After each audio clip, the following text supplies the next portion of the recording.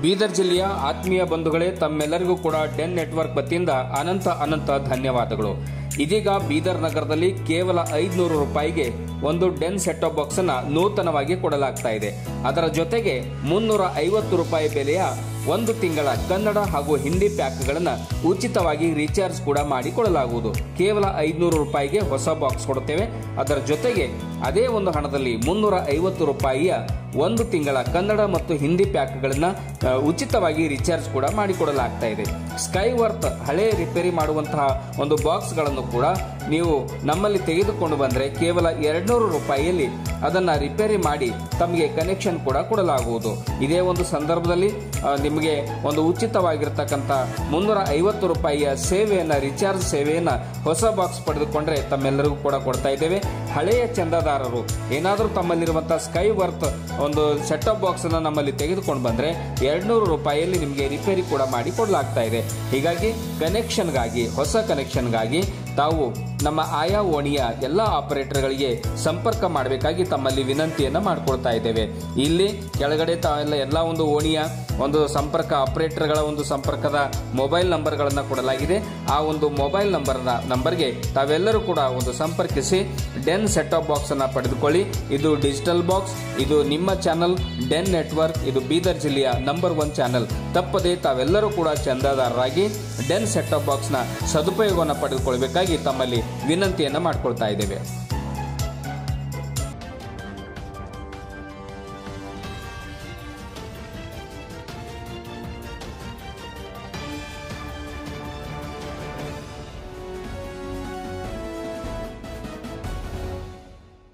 ಎಲ್ರಿಗೂ ನಮಸ್ಕಾರ. ನೀವು ನೋಡ್ತಾ ಇದ್ದೀರಾ ಸುದ್ದಿ ಸಮಯ ನ್ಯೂಸ್ ಚಾನಲ್. ಇದು ಲೋಕಲ್ ಎಕ್ಸ್ಪ್ರೆಸ್. ನಾನು ಮಹರ್ದೊಡ ಕುಳಗಿ.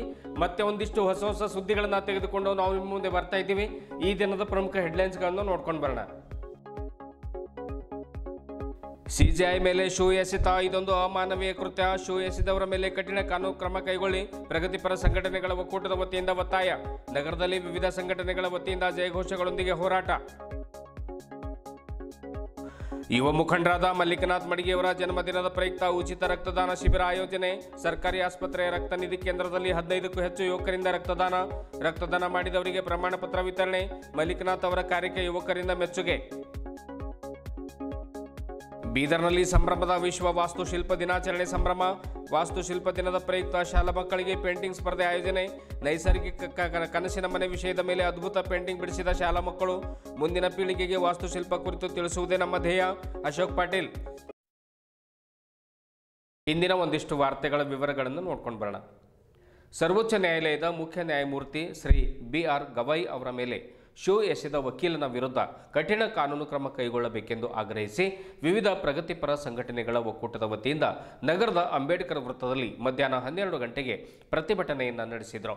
ಈ ದೇಶದ ನ್ಯಾಯಾಂಗಕ್ಕೆ, ನೆಲದ ಪವಿತ್ರ ಒಂದು ಕಾನೂನಿಗೆ ಗೌರವ ಕೊಡುವುದು ಎಲ್ಲರ ಒಂದು ಪ್ರತಿಯೊಬ್ಬರ ಭಾರತೀಯನ ಕರ್ತವ್ಯ.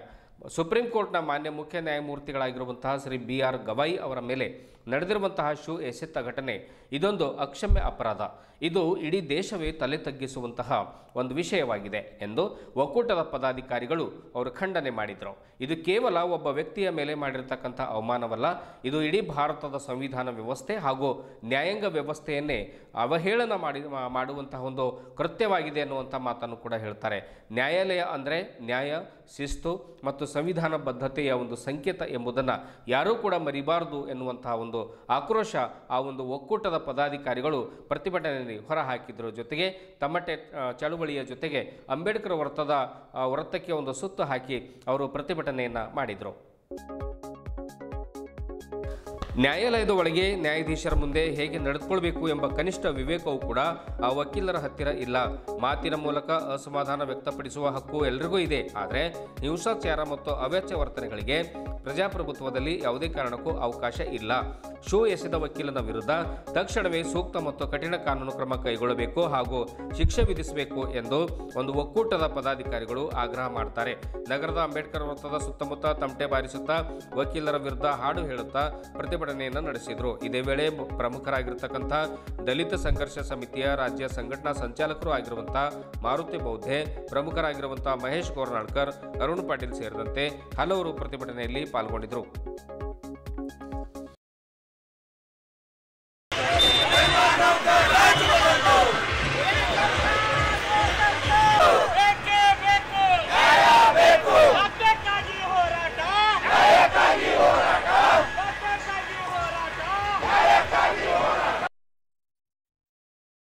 ಯುವ ಮುಖಂಡರು ಹಾಗೂ ಉತ್ಸಾಹಿ ಯುವಕರಾಗಿರತಕ್ಕಂತಹ ಡಾಕ್ಟರ್ ಮಲ್ಲಿಕನಾಥ್ ಮಡಿಗೆಯವರ ಒಂದು 35ನೇ ವರ್ಷದ ಜನ್ಮದಿನದ ಪ್ರಯುಕ್ತ ನಗರದ ಸರ್ಕಾರಿ ಆಸ್ಪತ್ರೆಯ ರಕ್ತನಿಧಿ ಕೇಂದ್ರದಲ್ಲಿ ಉಚಿತ ರಕ್ತದಾನ ಶಿಬಿರ ಜರುಗಿತು. ಸುಶೀಲ್ ಸ್ವಾಮಿ ಸೇರಿದಂತೆ ಸುಮಾರು 15ಕ್ಕೂ ಹೆಚ್ಚು ಯುವಕರು ಉಚಿತ ರಕ್ತದಾನವನ್ನು ಮಾಡಿದ್ರು. ಜನ್ಮದಿನ ಅಂದರೆ ಹಲವಾರು ಮುಖಂಡರು ಮೌಜು ಮಸ್ತಿಯನ್ನು ಮಾಡ್ತಾರೆ. ಆದರೆ ರಕ್ತದಾನದ ಮಹತ್ವ ಅರಿತ ಮಲ್ಲಿಕನಾಥ್ ಮಡಿಗೆಯವರು ಹಾಗೂ ಅವರ ಸ್ನೇಹಿತರ ತಂಡ ಜೀವ ಉಳಿಸಲು ರಕ್ತದ ಅವಶ್ಯಕತೆ ಬಹಳ ಇದೆ ಎನ್ನುವಂಥದ್ದನ್ನು ಮನಗಂಡು ರಕ್ತದಾನವನ್ನು ಮಾಡಿದ್ದಾರೆ. ಹೀಗಾಗಿ ರಕ್ತದಾನ ಮಾಡುವ ಮೂಲಕ ಜನ್ಮದಿನ ಆಚರಣೆ ಮಾಡಿಕೊಳ್ಳುತ್ತಿರುವುದು ಸಹಜವಾಗಿಯೇ ಇಂದಿನ ಯುವಕರಿಗೆ ಮಾರ್ಗದರ್ಶನ ಮತ್ತು ಮಾದರಿಕಾರ್ಯ ಆಗಿದೆ ಎನ್ನುವಂಥ ಮಾತನ್ನು ಯುವಕರು ತಮ್ಮ ಅಭಿಪ್ರಾಯಗಳನ್ನು ಹಂಚಿಕೊಂಡರು. ರಕ್ತದಾನ ಮಾಡಿದಷ್ಟು ಶರೀರದಲ್ಲಿ ಇನ್ನಷ್ಟು ಆ ರಕ್ತ ವೃದ್ಧಿಯಾಗುತ್ತೆ. ಇದರಿಂದ ಸಾಕಷ್ಟು ಉಪಯೋಗ ಶರೀರಕ್ಕೆ ಇದೆ ಎಂಬುದು ತಜ್ಞರ ಅಭಿಪ್ರಾಯವೂ ಕೂಡ ಆಗಿರ್ತಕ್ಕಂಥದ್ದು. ಯುವಕರು ಹೆಚ್ಚು ರಕ್ತ ನೀಡಲು ಮುಂದೆ ಬರುವ ಅವಶ್ಯಕತೆ ಇದೆ ಎಂಬುದು ಸಾರ್ವಜನಿಕ ಸತ್ಯವೂ ಕೂಡ ಆಗಿರತಕ್ಕಂಥದ್ದು. ಈ ಎಲ್ಲ ವಿಷಯಗಳನ್ನು ಮುಖಂಡರಾಗಿರ್ತಕ್ಕಂಥ ವಿಜಯಕುಮಾರ್ ಶಾಪುರ್ಕರ್ ಅವರು ಕೂಡ ಈ ಸಂದರ್ಭದಲ್ಲಿ ತಿಳಿಸಿದ್ದಾರೆ.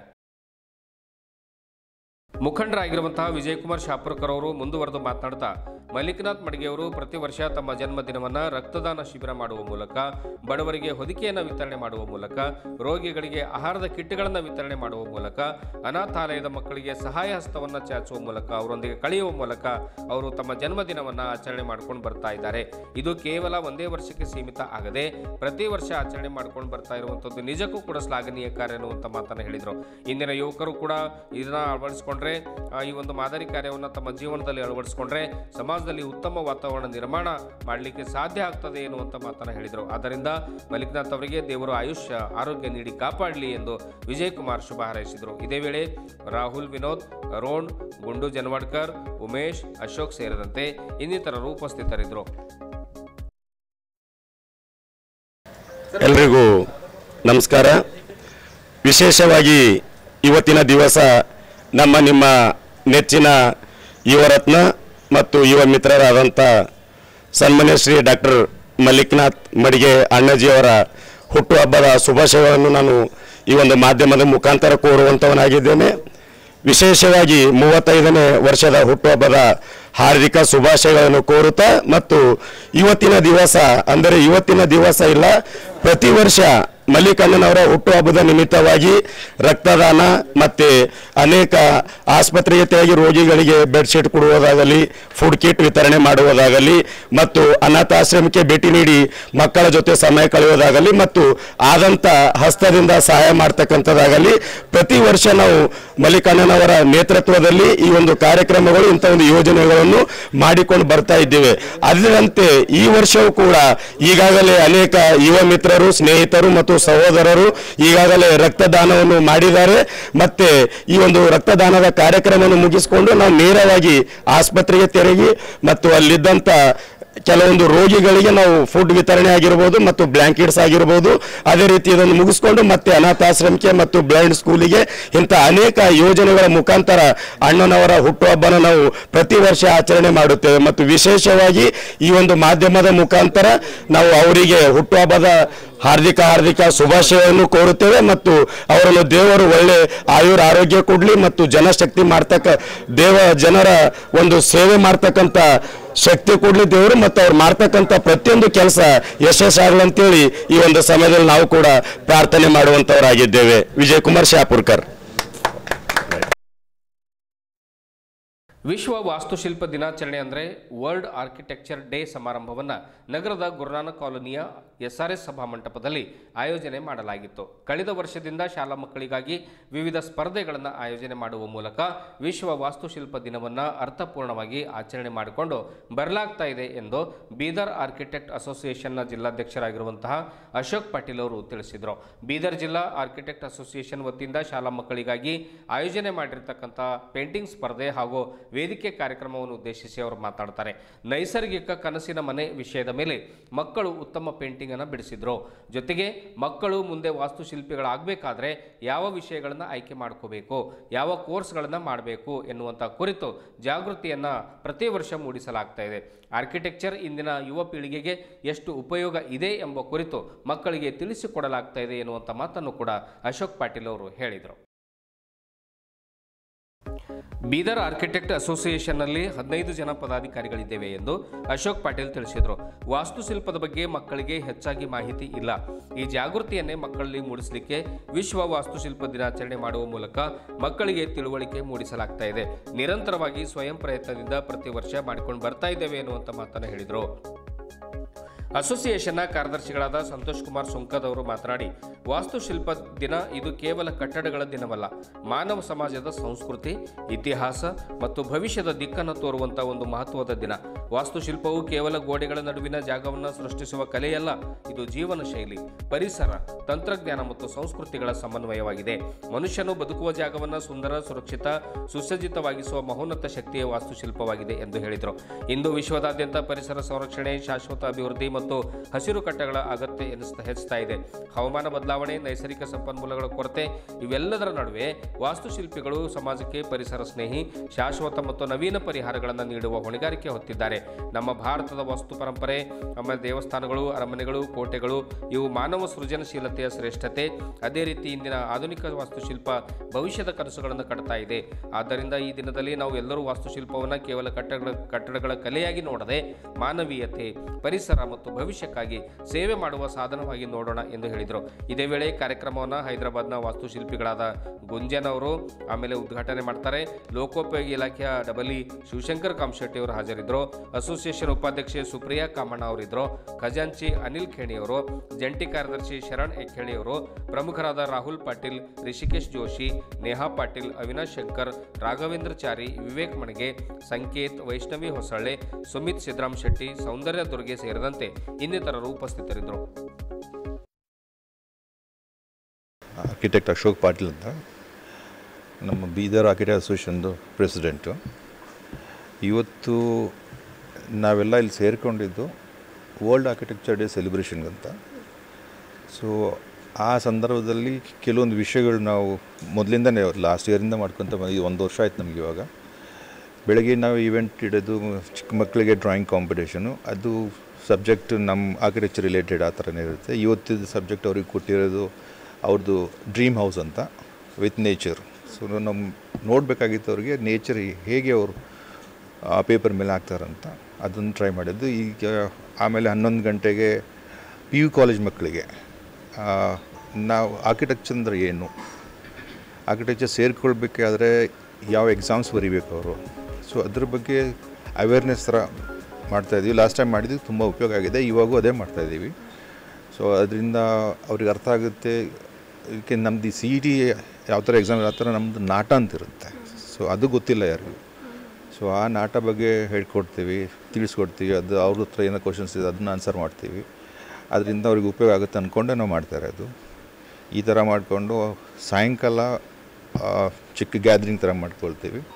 ಎಲ್ಲಿ ನಾವು ಬೀದರಿಂದ ಇಂಜಿನಿಯರ್ಸು, ಆರ್ಕಿಟೆಕ್ಟ್ಸು, ಕಾಂಟ್ರಾಕ್ಟರ್ಸು, ಲೇಬರ್ಸು ಅವರಿಗೆಲ್ಲ ಸೇರಿಸಿ, ಅವಾಗಲೂ ಅಷ್ಟೇ ಆರ್ಕಿಟೆಕ್ಚರ್ ಅಂದರೆ ಏನು, ಎಷ್ಟು ಮುಖ್ಯ ಇದೆ ಅದು. America software companies high salary ಅಷ್ಟು ಮಾತ್ರ ಗೊತ್ತಿರುತ್ತೆ, ಅದು ಬಿಟ್ಟರೆ ಗೊತ್ತಿಲ್ಲ. ಡಾಕ್ಟರ್ಸ್ ಅಂತೂ ಜನರಲ್ ಇದೆ ಇವಾಗ. But subjects ಎಣ್ಸೋಕ್ಕಾಗಲ್ಲ, ಅಷ್ಟೊಂದಿದೆ. ಬೆಳಿಬೇಕಾದ್ರೆ ಎಲ್ಲ ಇದೆ. ನಾನು ಅದು ಅವ್ರಿಗೆ ಹೇಳಿದ್ದು, ನಿಮ್ಮ ಇಂಟ್ರೆಸ್ಟ್ ಏನಿದೆ, ಎದರಲ್ಲಿ ಛಲ ಇದೆ ನಿಮಗೆ, ಅದನ್ನು ನೀವು ತೆಗೆದುಕೊಂಡ್ರೆ ನಾಳೆ ನಿಮ್ಗೆ ಹೆಲ್ಪ್ ಆಗುತ್ತೆ, ಬೆಳೆಯೋಕ್ಕೂ ಹೆಲ್ಪ್ ಆಗುತ್ತೆ. ಆಮೇಲೆ ಆಸೆನೂ ಜಾಸ್ತಿ ಇರುತ್ತೆ. ಯಾವುದೋ ಒಂದು ಬೇರೆ ಸಬ್ಜೆಕ್ಟ್ ತೊಗೊಂಡೋಗಿದ್ರೆ ಸ್ವಲ್ಪ ಕಷ್ಟ ಆಗುತ್ತೆ. ಬಟ್ ಈ ಅವೇರ್ನೆಸ್ಸು ನಮ್ಮದೇ ಅಂತಲ್ಲ, ಆ ಕಡೆ ಜನ ಎಲ್ಲದರಲ್ಲೂ ಮಕ್ಕಳಿಗೆ ಕ್ಲಾರಿಟಿ ಇದ್ದಾಗ ಮಾತ್ರ ಅವರು ಡಿಸೈಡ್ ಮಾಡ್ಕೊಳ್ಬೋದು. ಇವಾಗ ನಾವು ಬೀಂಗ್ ಎನ್ ಆರ್ಕಿಟೆಕ್ಟ್ ನಾವು ಏನು ಮಾಡೋಕ್ಕೆ ಸಾಧ್ಯ, ನಾವು ಅದಕ್ಕೆ ಏನು ಮಾಡ್ತಾರೆ ಅಂದರೆ ಅಟ್ಲೀಸ್ಟ್ ನಮ್ಮ ಸಬ್ಜೆಕ್ಟ್ ಏನಿದೆ ಅಂತ ಅದರ ಅವೇರ್ನೆಸ್ ಅವ್ರಿಗೆ ಕೊಡೋಕ್ಕೆ ಟ್ರೈ ಮಾಡ್ತಾಯಿದ್ದೀವಿ. ಈ ಸಬ್ಜೆಕ್ಟ್ ಏನಿದೆ, ಯಾಕೆ ಮಾಡಬೇಕು, ಮಾಡಿದ್ರೆ ಏನು ಉಪಯೋಗ ಇದೆ, ಇದರಿಂದ ಏನಾಗ್ಬೋದು, ಸೊ ಇದ್ರ ಬಗ್ಗೆ ಅವೇರ್ನೆಸ್ ಕೊಡೋದು ಟ್ರೈ ಮಾಡ್ತಾಯಿದ್ದೀವಿ. ಲಾಸ್ಟ್ ಟೈಮ್ ಮಾಡಿದ್ದು ಹೆಲ್ಪ್ ಆಗಿದೆ, ಇವಾಗಲೂ ಮಾಡ್ತೀವಿ. ಇವನ್ ನಾವು ಓಪನ್ ಆಗಿದ್ದೀವಿ, ಯಾರು ಬೇರೆ ಕಾಲೇಜಸ್ಸು ಯಾರು ಕರೆದಿದ್ರು ಅಲ್ಲೋಗೂ ಈ ಪ್ರೋಗ್ರಾಮ್ ಮಾಡೋಕ್ಕೆ ವಿಲ್ಲಿಂಗ್ನೆಸ್ ಇದೆ ನಮ್ಮ ಹತ್ರ. ಸೊ ನಾವು ಅವರು ಯಾರು ಮುಂದೆ ಬಂದರೆ ನಾವು ಫೋರ್ಸಿಬಲಿ ಹೋಗಿ ಯಾರಿಗೂ ಮಾಡೋಕ್ಕಾಗಲ್ಲ. ಇದು ಒಂದೇ ಈವೆಂಟಲ್ಲಿ ನಾವು ಕರಿಬೋದು ಎಲ್ಲರೂ. ನಾಳೆ ಹೋಗ್ಬಿಟ್ಟು ನಾನು ಡೈರೆಕ್ಟ್ ಕಾಲೇಜಲ್ಲಿ ಮಾಡೋಕ್ಕಾಗಲ್ಲ. ಸೊ ಆದಷ್ಟು ಮಟ್ಟಿಗೆ ಟ್ರೈ ಮಾಡ್ತಾಯಿದ್ದೀವಿ. ಅಶೋಕ್ ಪಾಟೀಲ್ ಅಂತ. Thank you. ವಿಶ್ವ ವಾಸ್ತುಶಿಲ್ಪದ ದಿನದ ಅಂಗವಾಗಿ ತಮಗೆಲ್ಲರಿಗೂ ಅಭಿನಂದನೆಗಳು, ಶುಭಾಶಯಗಳು. ಇಂದು ನಾವು ವಿಶ್ವ ವಾಸ್ತುಶಿಲ್ಪ ದಿನವನ್ನು ಆಚರಿಸುತ್ತಿದ್ದೇವೆ. ಇದು ಕೇವಲ ಕಟ್ಟಡಗಳ ದಿನವಲ್ಲ, ಮಾನವ ಸಮಾಜದ ಸಂಸ್ಕೃತಿ, ಇತಿಹಾಸ ಮತ್ತು ಭವಿಷ್ಯದ ದಿಕ್ಕನ್ನು ತೋರುವ ಒಂದು ಮಹತ್ವದ ದಿನ. ವಾಸ್ತುಶಿಲ್ಪವು ಕೇವಲ ಗೋಡೆಗಳ ನಡುವಿನ ಜಾಗವನ್ನು ಸೃಷ್ಟಿಸುವ ಕಲೆಯಲ್ಲ, ಅದು ಜೀವನ ಶೈಲಿ ಹಾಗೂ ಪರಿಸರ, ತಂತ್ರಜ್ಞಾನ ಮತ್ತು ಸಂಸ್ಕೃತಿಗಳ ಸಮನ್ವಯ. ಮನುಷ್ಯನು ಬದುಕುವ ಜಾಗವನ್ನು ಸುಂದರ, ಸುರಕ್ಷಿತ, ಸುಸಜ್ಜಿತವಾಗಿಸುವ ಮಹೋನ್ನತ ಶಕ್ತಿಯೇ ವಾಸ್ತುಶಿಲ್ಪ, ಅದು ಆರ್ಕಿಟೆಕ್ಚರ್. ಇಂದು ವಿಶ್ವದಾದ್ಯಂತ ಪರಿಸರ ಸಂರಕ್ಷಣೆ, ಶಾಶ್ವತ ಅಭಿವೃದ್ಧಿ ಮತ್ತು ಹಸಿರು ಕಟ್ಟಡಗಳ ಅಗತ್ಯವಿದೆ, ಹೆಚ್ಚುತ್ತಿದೆ. ಹವಾಮಾನ ಬದಲಾವಣೆ, ನೈಸರ್ಗಿಕ ಸಂಪನ್ಮೂಲಗಳ ಕೊರತೆ ಇವೆಲ್ಲದರ ನಡುವೆ ವಾಸ್ತುಶಿಲ್ಪಿಗಳು ಸಮಾಜಕ್ಕೆ ಪರಿಸರ ಸ್ನೇಹಿ, ಶಾಶ್ವತ ಹಾಗೂ ನವೀನ ಪರಿಹಾರಗಳನ್ನು ನೀಡುವ ಹೊಣೆಗಾರಿಕೆಯನ್ನು ಹೊತ್ತಿದ್ದಾರೆ. ನಾವು ನಮ್ಮ ಭಾರತ ವಾಸ್ತು ಪರಂಪರೆ, ದೇವಸ್ಥಾನಗಳು, ಅರಮನೆಗಳು, ಕೋಟೆಗಳು ಇವು ಮಾನವ ಸೃಜನಶೀಲತೆ ಶ್ರೇಷ್ಠತೆ. ಅದೇ ರೀತಿ ಇಂದಿನ ಆಧುನಿಕ ವಾಸ್ತುಶಿಲ್ಪವು ಭವಿಷ್ಯದ ಕನಸುಗಳನ್ನು ಕಟ್ಟುತ್ತಿದೆ. ಕಾರಣ ನಾವು ಎಲ್ಲರೂ ಸೇರಿ ಈ ವಾಸ್ತುಶಿಲ್ಪ ದಿನವನ್ನು, ವಿಶ್ವ ವಾಸ್ತುಶಿಲ್ಪ ದಿನವನ್ನು ಸಂಭ್ರಮದಿಂದ ಆಚರಿಸೋಣ. ಮತ್ತೊಮ್ಮೆ ಎಲ್ಲರಿಗೂ ವರ್ಲ್ಡ್ ಆರ್ಕಿಟೆಕ್ಚರ್ ಡೇಯ ಪ್ರಯುಕ್ತ ಶುಭಾಶಯಗಳು. ಧನ್ಯವಾದ. ನಾನು ಸಂತೋಷ್ ಕುಮಾರ್ ಸುಂಕದ್ ಅಂತ, association, Bidar architect association secretary. Thank you. ಇದುವರೆಗೂ ಸುದ್ದಿ ಕೊಟ್ಟಿರುವ ನಾನು ಮಹಾರ್ದು ರಾಕುಳಿಗಿ. ಮತ್ತೆ ಮುಂದಿನ ವಾರ್ತೆಗಳೊಂದಿಗೆ ಭೇಟಿಯಾಗೋಣ. ವಂದನೆಗಳು.